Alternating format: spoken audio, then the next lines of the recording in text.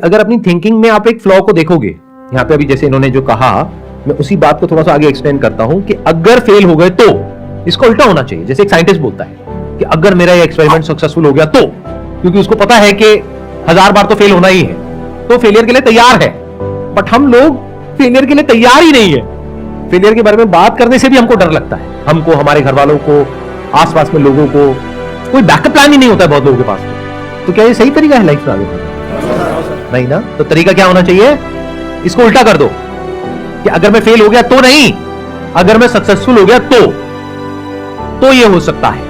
But उसको सोच करके ज्यादा खुश नहीं होना है, क्योंकि वो होने की पॉसिबिलिटी बहुत कम है। देखो, मैं जब भी कोई नया काम करता हूं ना, तो मेरे आसपास वाले जो लोग होते हैं वो थोड़ा टेंशन में होते हैं। मैं हंस रहा होता हूं, वो कहते हैं सर आप बहुत अजीब हो, मतलब इतना बड़ा रिस्क ले रहे हो और आप हंस रहे हो। मैंने कहा मुझे पता है वैसे भी कुछ होना तो है नहीं, क्योंकि 90% है कि फेल ही होगा। फिर वो कहते हैं कि सर जब आपको पता है कि 90% चांसेस है कि ये जो आप नया काम करने वाले हो ये फेल ही होगा, तो कर क्यों रहे हो?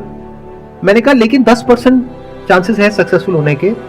अब वो 10 में से एक कौन सा काम होगा वो ना मुझे पता है, ना तुझे पता है, ना तेरे बाप को पता है।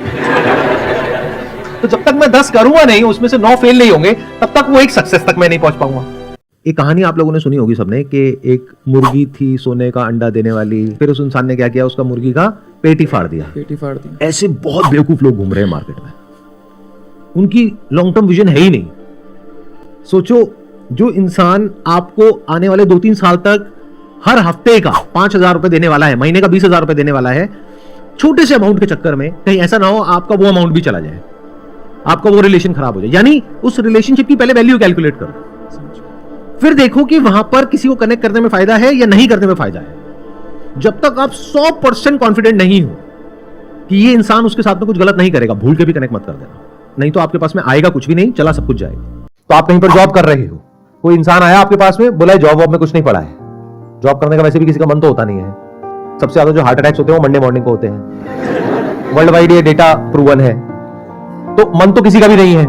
तो कोई भी आया आकर के कहा कि भाई आपका मन है जॉब करने का, नहीं है तो क्यों कर रहे हो, आओ हमारे पास में आ जाओ, बी योर ओन बॉस। और कोई भी आपको बड़ा सा सपना दिखाया, आपने जॉब छोड़ दी और आपको बोला जॉब में कितना कमा रहे हो, 50,000 रुपए। अरे 50,000 रुपए कुछ नहीं होता, ये देखो 5 लाख का चेक।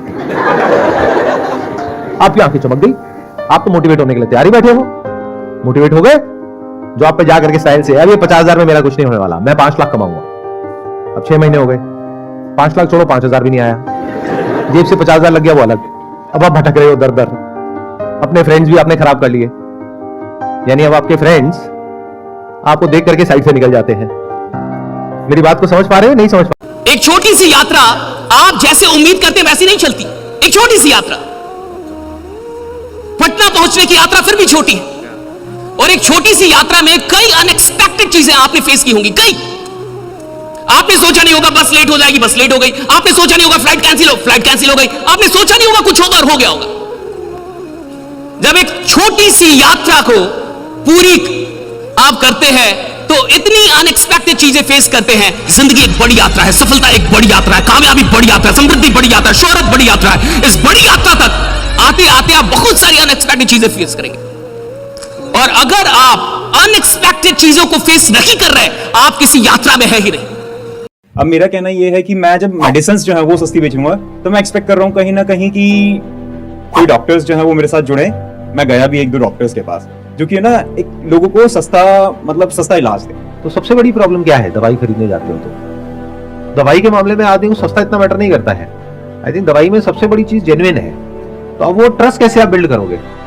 जैसे फॉर एग्जांपल ऑनलाइन पे हमको एक बेसिक लेवल का ट्रस्ट है, और जो ऐसे ब्रांडेड जो फार्मेसीज होती है वहां पे भी ट्रस्ट होता है कि यार यहाँ पे घपला नहीं होगा, बिल प्रॉपर मिलता है, करता है। अब इनके पे ट्रस्ट क्यों होगा? सोचो। एरिया होना चाहिए वैसा कि एरिया में बहुत कम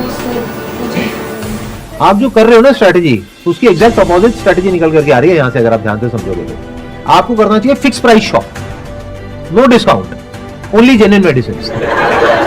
लीडर है ना आप, मुझे नहीं पता कि आप अपनी कंपनी को कितनी मोहब्बत करते हैं। मुझे नहीं पता कि आप अपनी संस्थान से दिल से कितना जुड़े हुए हैं। मुझे नहीं पता कि आप सिर्फ अपने लिए पैसा कमा रहे हैं या लोगों के लिए। सच में देखो, जो लीडर जितना ऊपर जाता है और अगर वो नीचे जाना छोड़ दे, डाउन में जाना छोड़ दे, तो वो बहुत जल्दी नीचे गिर जाता है। लीडर वो है जितना ऊपर जाए उतना नीचे चलता जाए, उतना नीचे भागे।